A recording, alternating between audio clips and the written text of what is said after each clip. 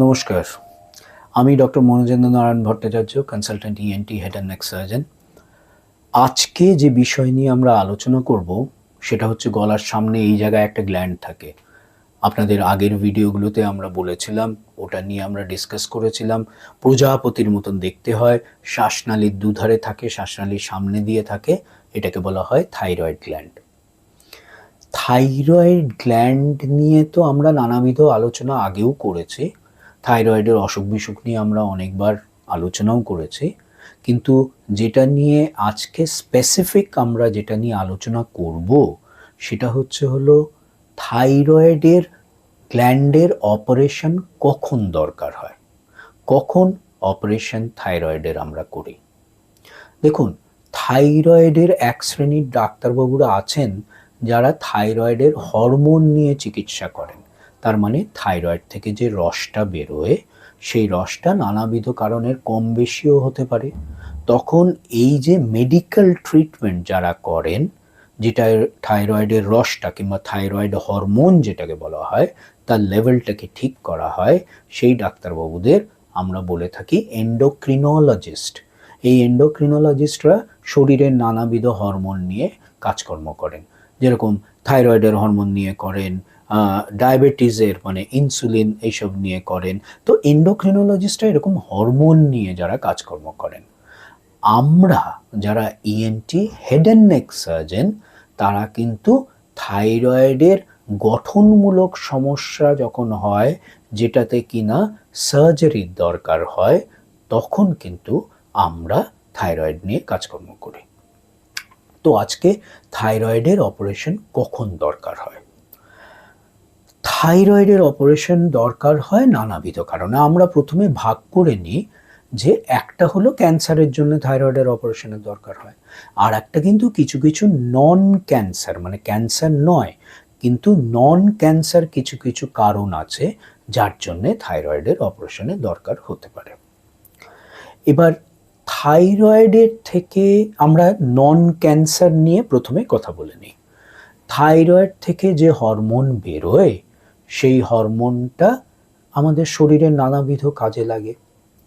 বেশিরভাগ লোকেরই দেখা যায় যারা থাইরয়েডের ওষুধ খান, থাইরয়েডের ওই হরমোনটা কম আছে, তার মানে হাইপোথাইরয়েডিজম আছে। হাইপোথাইরয়েডিজম হলে পরে ওটা কি করে বোঝা যায়? টিএসএইচ লেভেলটা, রক্তে টিএসএইচটা বেড়ে যায়। থাইরয়েডের হরমোন আর টিএসএইচ ঠিক বিপরীত দিকে হাঁটে।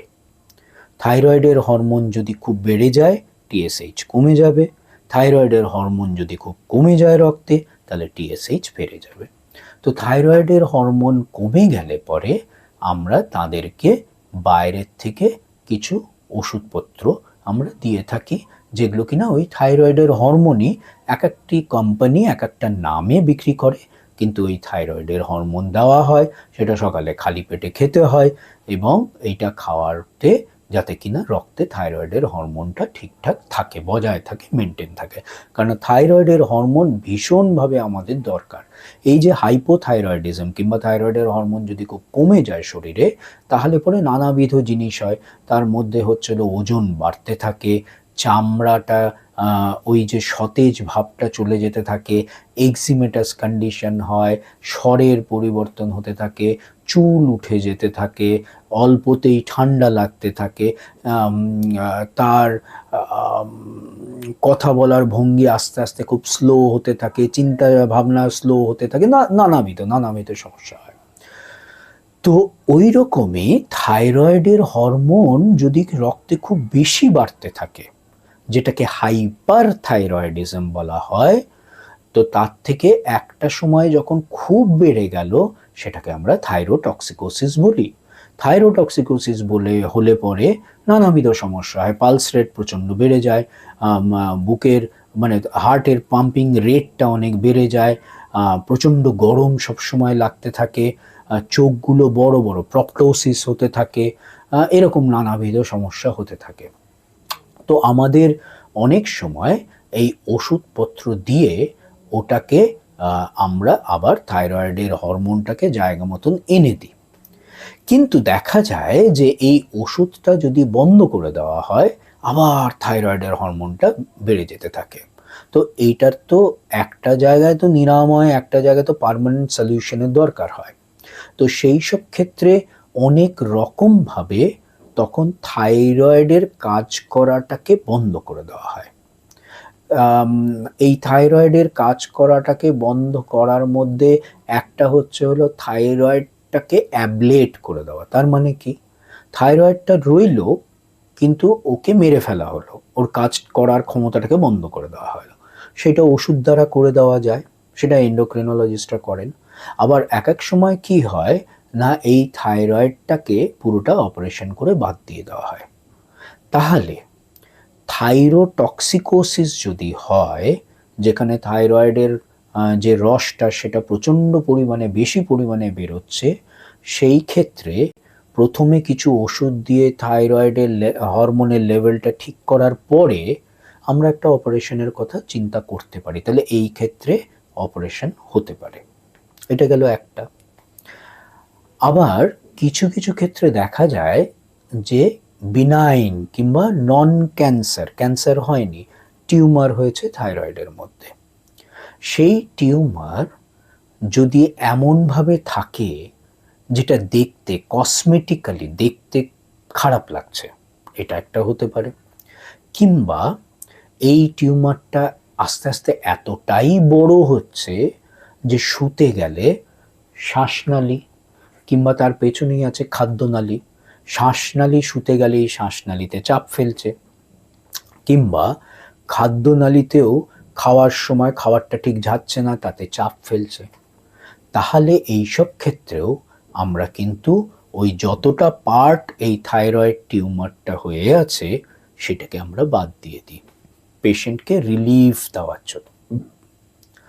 অনেক ক্ষেত্রে ক্যান্সারের নন ক্যান্সারের জন্যে, মানে বিনাইন কন্ডিশন, ক্যান্সার হয়নি থাইরয়েডের, কিন্তু থাইরয়েডটা এতটাই ফুলে আছে যে থাইরয়েডটা নিচের দিকে নেমে এই কণ্ঠার হাড়ের পেছন দিয়ে বুকের মধ্যেও ঢুকতে থাকছে।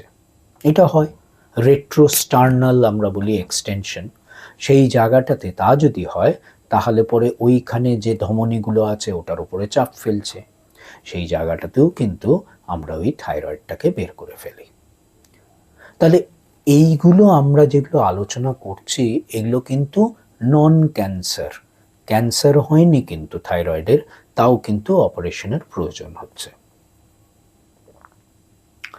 এইবারে আমরা যদি আসি ক্যান্সারের ক্ষেত্রে, থাইরয়েডের কমন কি কি ক্যান্সার আমরা জানি।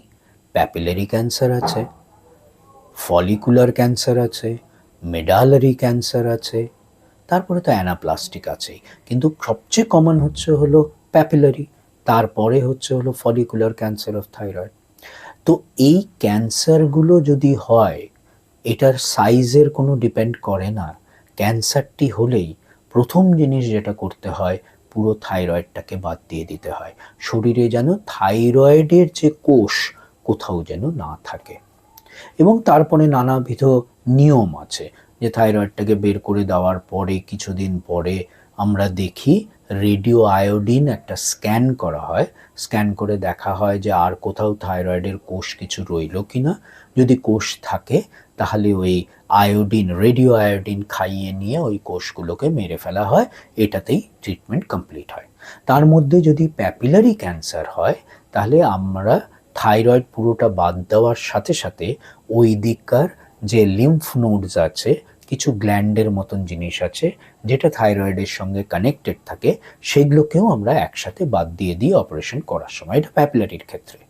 আর যদি দেখা যায় যে ফলিকুলার থাইরয়েড কার্সিনোমা হয়েছে তাহলে ওটাকে বাদ দিই না, তাহলে পরে আমরা শুধু থাইরয়েডটাকে বাদ দিয়ে দিই। আবার মেডালারির ক্ষেত্রে থাইরয়েড পুরোটার সঙ্গেও কিছু আবার বাদ দেওয়া হয় লিম্ফ নোডস, এই নিয়ম। তো তাহলে আমরা দেখলাম কিংবা আমরা শুনলাম যে থাইরয়েডের অনেকগুলো রোগই আছে যেটার জন্য কিন্তু আমাদের অপারেশনের দরকার হয়। খালি যে থাইরয়েড ক্যান্সার হলে পরেই থাইরয়েডের অপারেশনের দরকার হয় তা নয়। থাইরয়েডের কিন্তু অনেক নন ক্যান্সার, মানে ক্যান্সার নেই, ক্যান্সার ছাড়াও অনেক রকমের টিউমার কিংবা অনেক রকমের রোগ আছে যেগুলোতে কিন্তু অপারেশনের দরকার হয়। এর মধ্যে আবার কিছু কিছু ক্ষেত্রে কিছুটা অংশের থাইরয়েডটাকে বাদ দিতে হয়, আবার কিছু কিছু ক্ষেত্রে পুরো থাইরয়েডটাকে বাদ দিতে হয়। থাইরয়েড অপারেশনের সময় আমাদের দুটো জিনিস মাথায় রাখতে হয়। এক হলো থাইরয়েড এবং শ্বাসনালীর মাঝখান দিয়ে একটি দুদিকে দুটি নার্ভ যায়, যেটাকে রেকারেন্ট ল্যারিঞ্জিয়াল নার্ভ বলে, যেটা আমাদের স্বরযন্ত্রকে সাপ্লাই করে। ওই নার্ভটাকে আমরা দেখে চিনে আলাদা করে রেখে দিই, যাতে ওই নার্ভটা ড্যামেজ না হয়, যাতে আমাদের স্বরযন্ত্র ঠিক মতন কাজ করে, আমাদের স্বর যেন ঠিক থাকে। এবং থাইরয়েডের দুদিকের দুটো থাইরয়েডের যে প্রজাপতির পাখনার মতন আছে, যেগুলোকে লোবস অফ দ্য থাইরয়েড বলা হয়, তার পেছনে ছোট্ট ছোট্ট মসুর ডালের মতন বাঁ দিকে দুটো ডান দিকে দুটো প্যারাথাইরয়েড হরমোন আছে। ওই হরমোনগুলোকে দেখে আলাদা করে আমরা রেখে দিই, কারণ ওই হরমোনগুলো ক্যালসিয়ামটা আমাদের শরীরের ক্যালসিয়াম রেগুলেট করে। তো এই গেল থাইরয়েডের অপারেশন কখন সেইটা নিয়ে আলোচনা, এবং থাইরয়েডের অপারেশন করার পরে প্রয়োজন অনুযায়ী কতটা আমরা থাইরয়েড বাদ দিই সেটাও বললাম, এবং কি কি থাইরয়েডের যে কন্ডিশন সেগুলোতে এই থাইরয়েডের অপারেশন হয় সেটা নিয়েও আমরা আলোচনা করলাম। থাইরয়েড অপারেশন খুব ছোট অপারেশন নয়, কিন্তু থাইরয়েড অপারেশন নিয়েও ভয় পাওয়ার কিছু নেই। এখন অবধি থাইরয়েড অপারেশন যেটা হয় সেটা কিন্তু সামনেই গলার চামড়ার উপরে একটা কেটেই আমাদের অপারেশন হয়, কিন্তু এমনভাবে হয় ভাঁজের মধ্যে দিয়ে হয়। কিছু মাস পরে ওই দাগটা ঠিকঠাক করে শুকিয়ে গেলে আর কিছু দাগ থাকে না, বোঝাও যায় না। এই গেল আমাদের থাইরয়েডের অপারেশন কখন এই নিয়ে আলোচনা। ভালো থাকবেন, নমস্কার। সামনেই